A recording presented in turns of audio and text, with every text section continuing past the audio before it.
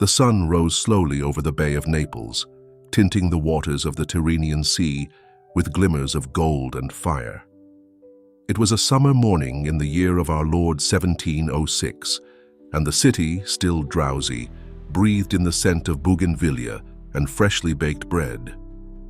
From the red-tiled rooftops to the cobbled alleyways where the cries of beggars mixed with the clatter of noblemen's horses, life unfolded in constant contrast between beauty and misery.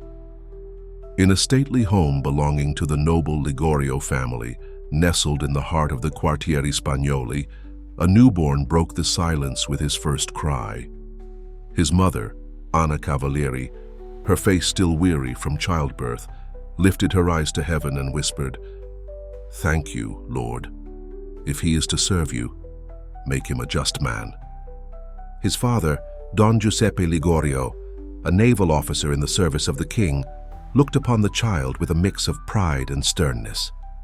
"His name will be Alfonso," he said firmly, "and if Providence allows it, he will carry our name with honor in the courts and royal halls." But God, who sees beyond human inheritance, had already written a different destiny into the soul of that child. From the moment of his birth, Alfonso Maria de Liguori was enveloped in the contradictions of his time, an Italy divided between the splendor of aristocracy and the suffering of the poor, between the grandeur of Baroque culture and the corruption of its institutions, between a faith recited and a faith lived. While nobles debated politics and art, peasants prayed for bread and justice. And amid that world, a soul was being prepared, not to shine as a jurist or courtier, but to burn as a torch of the gospel. The maids in the house would often say the boy had an unusually focused gaze, as if he were listening to things no one else could hear. One night, watching him calmly resting in his cradle, one of them murmured, "This child is not like the others. He has a light," as if angels were keeping watch over him. What no one knew then, not even his devout mother, was that this very child, who slept surrounded by silk and marble, would one day give it all up. That he would trade the robe for the cassock, the applause of the world for the silence of the poor, the logic of men for the wisdom of the cross. This is how Alfonso Maria de Liguori was born, into a world that offered him power, but that he would one day reject out of love for one single cause, the redemption of souls. This is the story of Saint Alphonsus Maria de Liguori, the lawyer who became an apostle, the nobleman who chose the cross, the saint who taught the world that mercy is the highest law of heaven.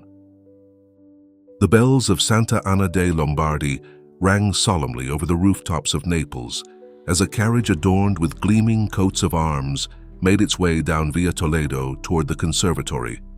Inside, an 8-year-old boy with dark eyes and strong eyebrows held a small violin on his lap. His name was Alphonsus Maria de Liguori, and although still very young, his spirit seemed to have lived far beyond the years since his birth. The eldest son of the noble Don Giuseppe de Liguori and the devout Dona Anna Cavalieri, Alphonsus grew up in a home where music blended with discipline and culture, intertwined with family honor. From a young age, he was trained in the art of rhetoric, Latin grammar, mathematics, and mastery of several instruments, especially the harpsichord and viola. His father, a stern military man, dreamed of a brilliant career for him in Naples' legal circles, while his mother, gentle and devout, quietly longed to see him become a saint. "Remember, my son," she would whisper as she kissed his forehead before bed. "Nobility without virtue is nothing but decorated dust." But within Alphonsus, a quiet tension had already begun to stir. Though he obeyed his tutors with excellence and shone equally in philosophy and music, there was a restlessness in him he could not silence. When he saw beggars outside the church of San Lorenzo, his chest would burn. At the aristocratic banquets he was taken to, he would leave early, uncomfortable amid the idle laughter and excess. More than once, while passing through the poorer neighborhoods in his carriage, He asked the driver to stop, to give a few coins, and to listen. "Why are you crying, ma'am?" he once asked a woman wrapped in rags, seated beside her sick child. "Because no one sees us, young sir," she replied. "Not even God seems to look this way." The boy said nothing. But that night in his room, he cried in silence. He couldn't understand how a world so full of splendor could be so cruel. That impression would never leave him. By the age of 12, he had mastered classical Greek, composed sacred music, and engaged in philosophical debates with men 3 times his age. It was then that his father enrolled him at the University of Naples, where, at just 16, he earned a doctorate in both civil and canon law. The entire city admired him. His name was repeated in the salons as a shining promise of Naples' legal elite. But Alphonsus, surrounded by laurels and applause, felt something didn't fit. "Father," he asked one day as they crossed the cloister of San Domenico, "is success enough to make a man truly happy?" Don Giuseppe, not breaking stride, answered sternly, "Success, Alphonsus, is the duty of those who carry our name. Everything else is weakness." But the young man did not argue. In his heart, a conviction was beginning to take shape, one he couldn't yet name, but that already weighed more than praise or glory. He had been raised to shine among judges and princes, and yet something inside him whispered that his destiny lay with those no one applauded. And so Alphonsus Mary de Liguori grew up between legal treatises and Scarlatti's chords, between the incense of churches and the speeches of magistrates. The world flung open all its doors to him, yet his soul, though he didn't yet know it, was already preparing to shut them all one by one for love of a voice that had not yet spoken, but would soon call him with irresistible force. The columns of the Naples tribunal stood tall and proud, as if guarding the brilliance of the great jurists who passed through its doors. Among them, one name was beginning to be whispered with awe and admiration: Alphonsus Mary de Liguori. At just 17, he had earned his doctorate in both civil and canon law with a brilliance that outshone many seasoned veterans. His elegant oratory, mastery of logic, and noble, composed presence made him a rising star of the Neapolitan legal world. "It's hard to believe this young man is barely 20, murmured the judges, after hearing him present a case with clarity and depth bordering on genius. In the halls of power, his name had become synonymous with victory. Don Giuseppe, his father, watched with satisfaction as his ambition was fulfilled. The most influential clients sought him out. He was welcomed in elite salons with bows of respect. Women admired him. But deep within Alphonsus's soul, a void began to grow, one that applause and accolades could not fill. The turning point came during a high-profile case, a legal dispute over the ownership of the city of Amatrice between the Holy See and the Grand Duke of Tuscany. Representing the Duke, Alphonsus prepared his defense with meticulous care. For days he studied, argued, and pored over ancient documents. On the day of the trial, he delivered his argument with such conviction that the courtroom seemed to bow before him. Everything appeared won.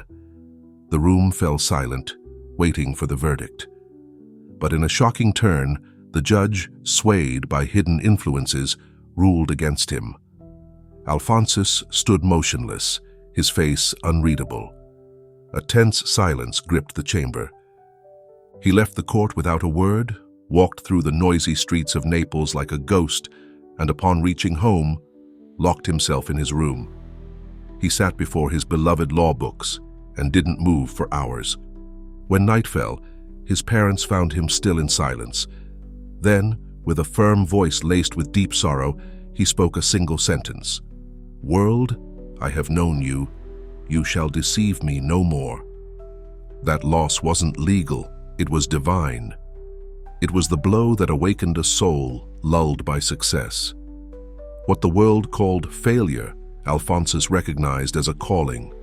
He understood that human justice, however necessary, could not redeem the human heart, that a soul hungry for truth and peace would not be satisfied by earthly victories. In the days that followed, he immersed himself in prayer. He avoided social obligations, refused new cases. The robe that had once brought him honor now felt like a chain. Within, God's voice began to speak with growing clarity, and though his heart trembled, it began to open. One afternoon, while walking through the church of Santa Maria delle Grazie, he stopped before a crucifix. The altar light cast a glow upon the suffering face of Christ. Without knowing why, Alphonsus knelt. Tears welled in his eyes, and through sobs he whispered, "What do you want from me, Lord?"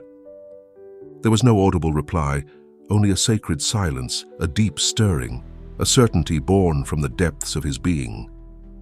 The one who had shone in court was now ready to take up another cause, one not measured in verdicts or applause, but in redeemed souls.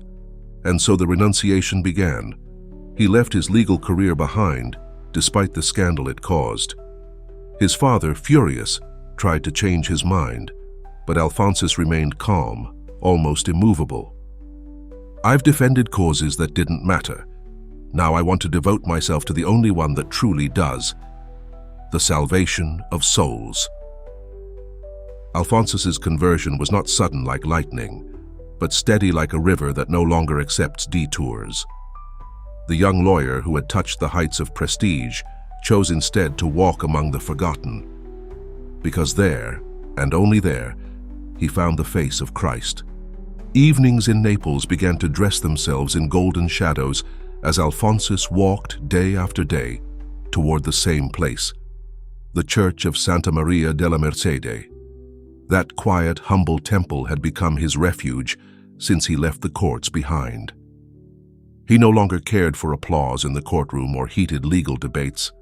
His soul, wounded but awake, was searching for a voice greater than that of men. He always sat on the same bench before the side altar's crucifix. There, surrounded by incense and shadows, his heart fought a silent battle. He prayed, wept, remained still. His prayer wasn't full of eloquent words but of long gazes, of inner cries only God could hear. "What do you want from me, Lord?"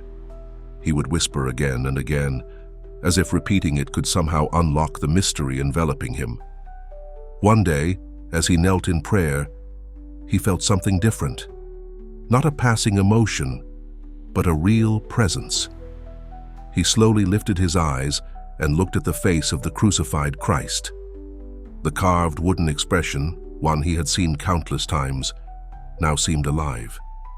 The eyes of that Christ held no reproach, but a burning compassion. And then deep in his soul, he heard a phrase not from outside, but from within. "Leave everything and follow me." Alphonsus froze. The world seemed to stand still. The murmur of the faithful, the creaking pews, the distant hum of the city, everything vanished. Only that gaze and that voice remained. It was a call, not to a task, but to an entirely new life. When he left the church, the air felt heavier. He walked the streets as if seeing the world for the first time. His face showed no excitement, only deep peace, a blend of awe and certainty. He understood. The time for speeches had passed. The Lord was not asking for great legal feats, but for a radical surrender. That very night, upon returning home, he made the announcement with calm clarity. "Father, Mother, I've decided to consecrate myself to God. I will become a priest." Silence filled the room. Don Giuseppe, hearing those words, went pale. The pride he had built over years, the dream of seeing his son as the kingdom's most celebrated lawyer, collapsed in the face of a black cassock. "A priest?" he cried. "No, never. Not after everything we've sacrificed. Not after becoming the most promising lawyer in Naples. Do you want to bury yourself in a sacristy and throw away all you could be?" "Father," Alphonsus replied without raising his voice, "I've already been everything." And it was nothing. Now, I only want to be what God asks of me." Doña Ana, through tears, tried to mediate, but Alphonsus, though tender in his tone, stood firm in his resolve. He knew this was no whim, no reaction to a personal defeat. It was a calling, a fire that could not be extinguished. Don Giuseppe did everything in his power to stop it. He reached out to bishops, relatives, influential friends. He even tried tempting Alphonsus with inheritance promises and honorary church positions. But nothing worked. Alphonsus remained steadfast. Months of tension followed. In the Ligorio home, the air grew thick, as if an invisible storm had taken residence. Alphonsus endured the reproaches, the sarcasm, the looks of disappointment in silence. His only defense was prayer, and the inner voice that wouldn't stop whispering, "Follow me." At last, realizing the battle was lost, Don Giuseppe gave in. Bitter but dignified, he allowed his son to enter the seminary. Alphonsus was now 27.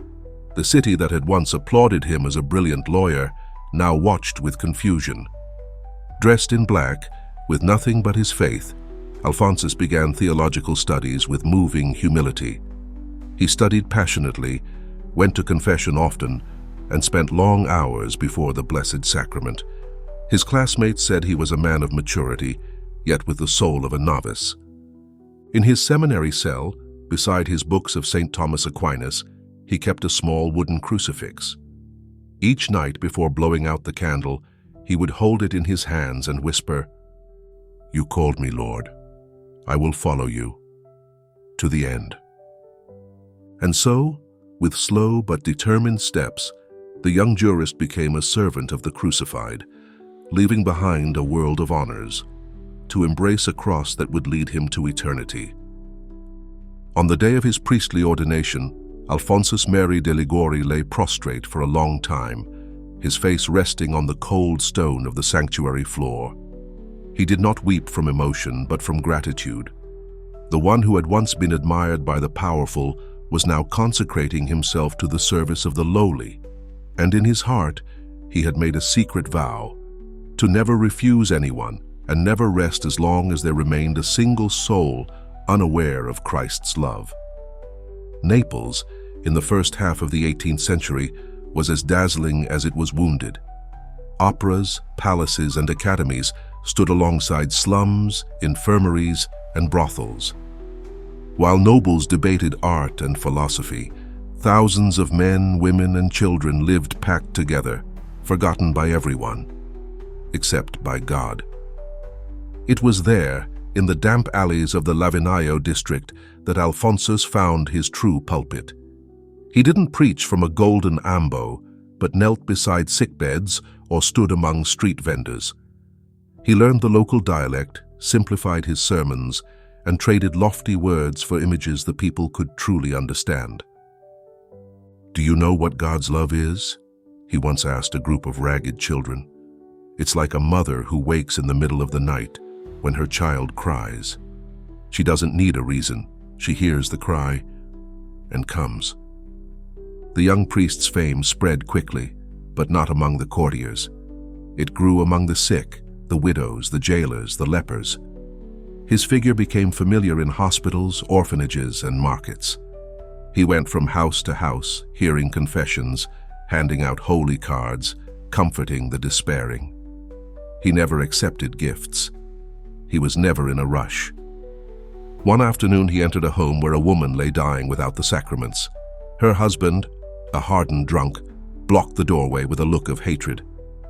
"Get out, priest! No praying in here!" Alphonsus didn't move. He simply lifted his eyes and, with an impossible gentleness, said, "I haven't come to judge you. I've come to be with her, and with you too, if you'll let me." The man lowered his gaze, and for the first time in years, he wept. But Alphonsus didn't want to be a solitary priest. He understood that true reform had to be deep and lasting. That's why, with the help of fellow clergy and committed laypeople, he founded the evening chapels, small centers of catechesis and prayer scattered throughout Naples' poorest neighborhoods. Each evening, workers, young people, and even former criminals would gather to hear the word of God, sing hymns, and learn to pray. No degrees were required, no proper attire, no money, only a desire to know the Lord. "You don't need to be a scholar to love God," Alphonsus would repeat again and again. "You just need a humble heart and a sincere will." Those chapels began to transform the city. Neighbors started helping each other. Some left their vices behind. Others returned to confession after decades away. Streets once marked by violence echoed with evening hymns and small groups praying the rosary by candlelight. But not everyone viewed this work favorably. Some members of the high clergy accused him of lowering the dignity of the priesthood. Others mocked his overly popular methods. Alphonsus, however, didn't respond with arguments, but with action. And when one priest criticized his approach, he simply said, "I'd rather be called a fool for loving too much than praised for having done too little." And so a new way of evangelizing began. Without pomp, without titles, without privilege, a ministry that was embodied, close and tender, a Christ who became present in simple words, in compassionate eyes, in quiet acts. Alphonsus had left behind the salons of law to embrace the thresholds of the poor, and in that descent he discovered the secret of the gospel, that God hides among those no one sees, and that only those who kneel before them truly find him. The salty breeze from the Gulf of Salerno gently brushed the hills of Scala, where homes clung like nests to the steep slopes, and the monastery bells echoed with the weight of centuries. It was there, in this hidden corner of the Amalfi coast, that Alphonsus Mary de Liguori sought silence. His body was beginning to feel the weariness of so many journeys, and his soul, though burning with zeal, needed to retreat to discern. He had sown seeds in Naples, but he felt God was asking for something more. He spent his afternoons in prayer, either kneeling before the tabernacle or walking through the olive groves. There, among the ruins of an old convent, the Holy Spirit began to speak with power. It wasn't a voice that demanded, but a whisper that repeated again and again, "Alphonsus, seek out the most abandoned. Preach where no one wants to go. Found a family that lives only to bring my redemption to the poor." One night, as he looked up at the stars from the cloister, he was filled with an unfamiliar peace. This was no passing thought. It was a calling, a mission, an eternal design. "Lord," he murmured, "if you want this, I will do it. But we will be poor, very poor, and perhaps misunderstood." Not long after, with the approval of the Bishop of Scala and the quiet confirmation in his soul, Alphonsus took the decisive step. In November of 1732, along with a small group of priests and fervent laymen, he founded the Congregation of the Most Holy Redeemer. Its purpose was clear: to evangelize the most abandoned, especially in the rural and mountainous regions of southern Italy, places untouched by clergy or civil authorities. "We will go where no one wants to go," he declared on the day of the foundation, "and we will speak to hearts no one listens to." The beginnings were harsh. They had no convent of their own, no resources, no support from the higher-ups. They slept in huts, celebrated Mass under leaking roofs, and ate whatever the peasants could offer. Some whispered that it was a foolish venture, a mystical utopia. Even within the clergy, many labeled them fanatics or mere dreamers. A congregation with no property, no endowments, no renowned theologians? What are you hoping for? A canon scoffed. Alphonsus calmly replied, "To save souls, nothing more." Misunderstanding did not stop them. Soon came the popular missions, weeks of intense preaching in forgotten villages, with confessions, visits to the sick, catechism classes, and penitential processions. They didn't offer lofty speeches, but rather the tenderness of God. They didn't present arguments, but mercy, and hearts hardened by years of abandonment, began to soften. One night, in a remote village as they preached in the town square, a group of armed men stormed in, ready to mock them. One man, laughing, threw a stone that grazed Alphonsus's head, but he didn't flinch.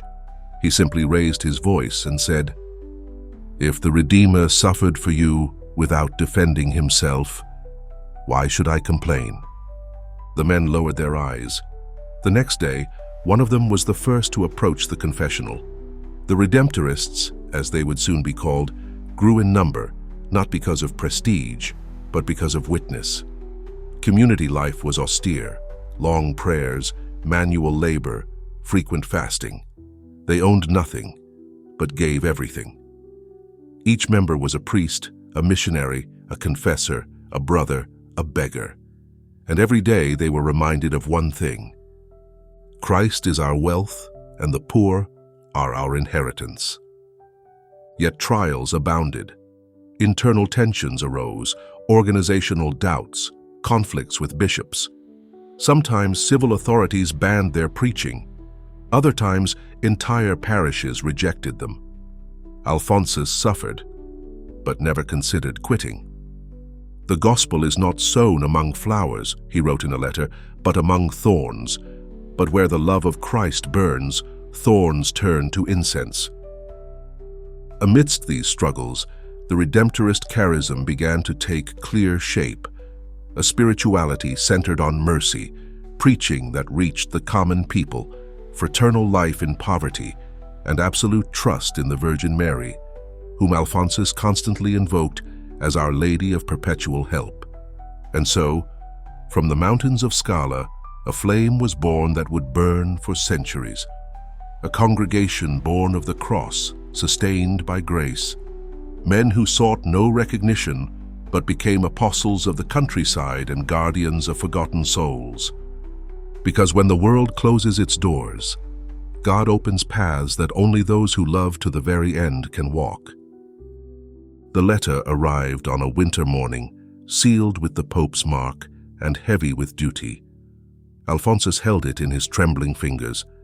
As he opened it, his eyes scanned the words that would seal a new chapter of his life. He had been appointed bishop of the Diocese of Sant'Agata dei Goti, a land wounded by indifference, neglect, and spiritual ignorance. Alphonsus closed his eyes. His soul, worn by years of mission and sacrifice, sought no honors or purple robes. But he understood, with the clarity of one who no longer belongs to himself, that if God wanted him in that forgotten corner of the kingdom of Naples, then there he must go. With humility, he accepted the appointment, and with steady steps he set out for the mountainous diocese, battered by poverty and disorder. Sant'Agata did not welcome him with palms. It welcomed him with ruins. Churches were half empty. Many of the priests, either ignorant or indifferent, lived more like administrators than shepherds. The people had lost trust in their pastors, and the flame of faith, flickering and weak, barely glowed in tired hearts. But Alphonsus was not intimidated. As soon as he took possession, he rolled up his sleeves and began the reform. He visited parish after parish, expecting neither reports nor excuses. He sat with priests, spoke with the elderly, knelt beside the dying. His charity was not condescending, it was incarnate. He loved through action, and where words failed, he preached with his presence. "The bishop," he would say, "is not a prince but a father.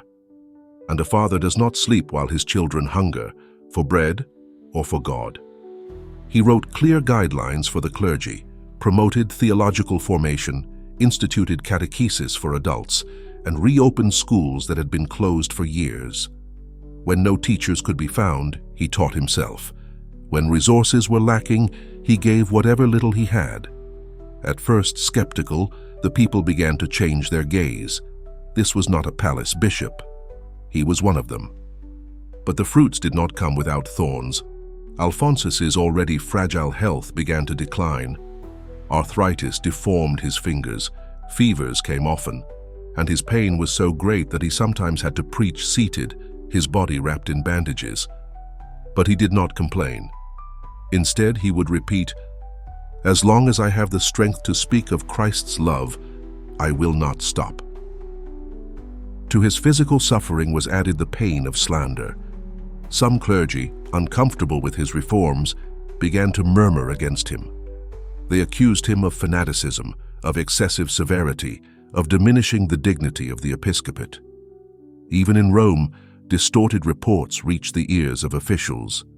Alphonsus, now elderly, had to defend himself more than once before inquisitors who had never set foot in Sant'Agata. "I do not fear the judgment of men," he said once, "but the possibility of not having done everything I could for those entrusted to me." Physical and moral pain followed him like a shadow. But his answer was always the same: the crucifix. He carried it everywhere, kissed it before speaking, lifted it in every homily. Once, while visiting a rebellious priest who refused to obey, he held up the cross and said firmly, "I do not come with human laws, but with the blood of the one who died for you and for me. Look at it, and tell me if you still wish to walk alone." The priest, moved, fell to his knees. In the midst of that broken diocese, Alphonsus sowed mercy, truth, and justice. He walked with a cane, wrote with difficulty, fasted in secret. And every night before sleeping, he asked forgiveness for his sins and prayed for his enemies. "The cross," he said, "is my rest. I have made it my home." Years passed. When he was finally allowed to retire from his office, he did so in tears, not from weakness, but because he felt he was leaving a piece of his soul in those mountains. The faithful bid him farewell with songs and handkerchiefs waving from their windows. To them he had not been a bishop, but a shepherd who smelled of his sheep, who bled with their wounds, who had transformed the diocese not with decrees, but with love. Such was Alphonsus Mary de Liguori's episcopacy, not a throne, but a cross. And under his staff of bone and prayer, that wounded land began to breathe again, because a saint had walked among its ruins. When his body could no longer walk, the pen became his feet. When his voice faded from exhaustion, ink spoke for him. Alphonsus Mary de Liguori, worn down by illness and confined to a poor, silent room, discovered in the final years of his life the power of the written word to touch souls beyond time and space. It was then, when doctors advised rest, that he answered with pages. And while many thought him defeated, he began to build an immortal legacy. His desk was simple. His hands, deformed by arthritis, could barely hold the pen. But the fire in his heart burned stronger than ever. His mission was no longer to walk dusty roads, but to carry his voice into future generations. And so, day after day, night after night, between prayers and pain, Alphonsus wrote. It was then that his most beloved and renowned work was born, the Glories of Mary. It wasn't a theological treatise, but a song of love, a motherly plea, a passionate defense of the Virgin's intercessory power. Every page breathed tenderness, trust, and experience. He spoke of Mary not as a symbol, but as a living, present mother, capable of changing lives. "He who loves Mary," he wrote, "will never be lost, for she never abandons one who trusts in her heart." The book spread like wildfire. It was translated, copied, and read aloud in convents and kitchens, in prisons and hospitals. Men and women of all walks of life began to rediscover Mary as refuge, consolation, and mother. But Alphonsus didn't stop there. To his Marian devotion, he added a burning love for the Eucharist. In his work, Visits to the Blessed Sacrament, he taught thousands to pray before the tabernacle with simplicity, confidence, and love. It wasn't about long prayers. It was about being with Jesus as with a friend. His words, written with an intimate, childlike tone, transformed countless souls' relationship with the Lord, hidden in the host. Jesus in the Eucharist, he wrote, is the sun of the heart. Whoever exposes themselves to his light is transformed without even realizing it. And as if that were not enough, he undertook the project that would forever shape the Church's pastoral theology, his moral theology. At a time when many moralists, influenced by Jansenism, had turned confession into a courtroom of fear, Alphonsus raised his voice to proclaim a forgotten truth. God is mercy. He studied, prayed, consulted saints and theologians, and he wrote a theology not for academics, but for parish confessors, those who had to guide fragile souls through the mists of sin and grace. His approach was clear, firm in principle, yes, but always leaning toward compassion. The confessor, he said, must be a judge, but above all a physician. And a physician does not wound. He heals. He was criticized. Some accused him of laxity. Others said he was too indulgent. But Alphonsus knew what he was doing. He had heard too many broken hearts to doubt, and his teaching, over time, was not only defended but embraced by the Church, which would later proclaim him a doctor of the Church and patron saint of moral theologians and confessors. His writings multiplied, treatises on prayer, patience, priestly zeal, redemption. He authored more than 111 works, many of them translated into dozens of languages, others copied by hand across generations. Yet none bore his name with pride. In all of them, Alphonsus signed as what he believed himself to be, a useless servant of Jesus and Mary. Once, a disciple asked him, "Father, how can you write so much in the midst of such pain?" And Alphonsus, with a serene smile, replied, "Because writing is praying with a pen, and as long as there are souls suffering without knowing they are loved, I cannot remain silent." Thus, from his poor cell, without honors or applause, the old missionary extended his voice through the ages, not as a prestigious author, but as a father longing to console his children, a shepherd who could not bear to see a lost sheep. And in every page he left behind, there was something of his soul and much of the heart of Christ. The cell was narrow, the walls were bare.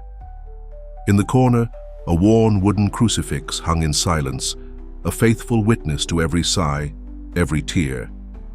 There, in that humble room of the convent in Pagani, an elderly man bent by years and illness spent his days in prayer, almost blind, nearly deaf, but with a soul still burning.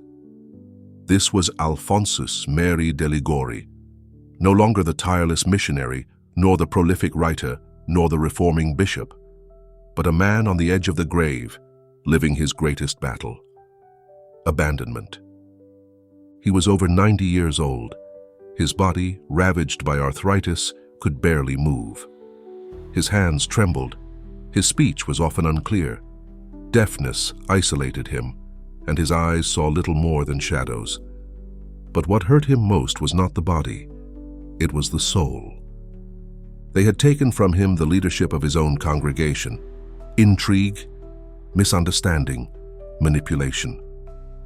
Some of his own spiritual sons, whether with good or ill intentions, had removed him from governing the Redemptorists, claiming he was no longer fit to lead. The Pope approved it, and Alphonsus, though deeply wounded, did not rebel. He wept, but he did not hate. He suffered, but he never cursed. "Lord," he whispered, "if you want me crucified like this, I will not come down from this cross." Each day was a dark night.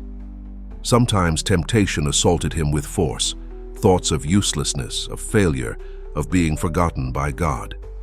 He spent hours without consolation. He prayed and felt nothing. He looked at the crucifix, and silence was the only reply. One night, as doubt surrounded him like fog, he cried out in anguish, "My Jesus, have you abandoned me too?" But immediately after, with eyes full of tears, he kissed the crucifix tenderly and added, "No, no, Even if I don't feel you, I know you're here. And if you want me to die without consolation, so be it. But I will die loving you." Alphonsus's fidelity was not emotional, it was an act of will. He had given his life to the Redeemer, and even though he could not understand God's plan, he clung to him like a child, standing at the edge of an abyss. He who had preached mercy now begged for it.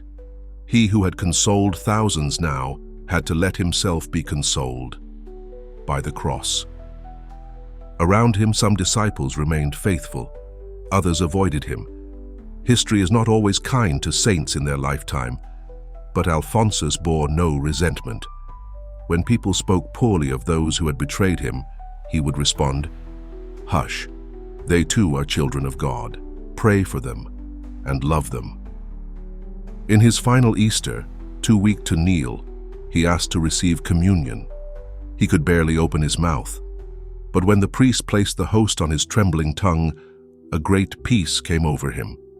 His lips barely managed to say, "My good Jesus, at last you are with me." The days that followed were like a whisper. He spoke little. He repeated over and over, "I trust in you, Mary. Do not abandon me." The illness progressed. Fever consumed him. He no longer ate. He no longer slept. He simply waited. And at dawn on the 1st of August, 1787, while the sky was still lit by the last stars of night, Alphonsus breathed his last. There were no thunderclaps, no visible miracles, only the sigh of a soul that, after loving to the very end, entered eternity in peace. He died poor, humiliated, misunderstood. But his soul shone because he had been faithful. The Church, which had not always understood him in life, would later recognize him as a doctor of the Church, patron of confessors, and model of pastoral theology. But he, from heaven, would likely desire only one thing: that no soul be lost for lack of knowing God's love. For Alphonsus Mary de Liguori died as he had lived, trusting, even when all seemed darkness. On August 1st, 1787, as the Neapolitan countryside slowly awakened under veils of mist and the songs of larks, the earth quietly said farewell to one of its greatest sons. Alphonsus Mary de Liguori closed his eyes to this world after more than 90 years of unwavering fidelity. An old man defeated in body, but undefeated in love. His remains were placed in a simple coffin. There were no royal crowns, no cannon salutes. But the people, widows, beggars, confessors, children, peasants, came one by one, with tearful eyes and trembling hearts, to bid farewell to the man who had been more than a bishop or a founder. He had been a father. One whispered, "He showed us that God does not punish, he embraces."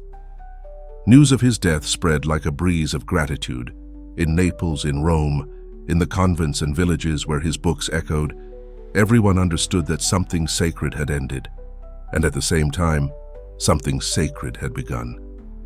Decades later, the Church, carrying the weight of history on her shoulders and the wisdom of time on her lips, would raise him to the altars. He was canonized in 1839 and later declared a doctor of the Church for his monumental contribution to moral theology. Not a doctor of abstract theories, but of concrete compassion, the doctor of love. He was also named patron of confessors and moral theologians, not for diluting the demands of the gospel, but for revealing its true face, the face of a God who forgives 70 times 7, who does not break the bruised reed, who does not turn away the repentant sinner. His moral theology was not a cold manual of rules, but medicine for souls. His preaching, a burning embrace. His entire life, a symphony in honor of Christ, the Redeemer, and Mary, his gentle mother. Today, more than 2 centuries later, Alphonsus still speaks. Through his books, his missions, his Redemptorist sons across the world. And above all, every time a priest leans tenderly in the confessional, Every time a lost soul dares to believe they can begin again, every time someone discovers that the supreme law is love. For Alphonsus was not a library genius or a political reformer. He was a saint who understood the human heart. And that is why his life, woven with prayer, sacrifice, struggle, tenderness, and the cross, remains a beacon. A beacon that does not judge, but guides. That does not condemn, but waits. That does not impose, but draws hearts in love. That was Alphonsus Mary de Liguori, the nobleman who chose a cassock over applause, the theologian who listened to the cry of the people, the missionary who never learned to say no, the elder who died trusting in the cross, the saint who taught the world that without love there is no salvation. Saint Alphonsus Mary de Liguori, Doctor of Love, Shepherd of the Forgotten, Comfort to Sinners, tireless defender of divine mercy, lover of the Eucharist and the Virgin Mary, teacher of souls and guide of humble hearts. Pray for us and teach us to love as you loved, to trust as you trusted, and to serve as you served until our very last breath.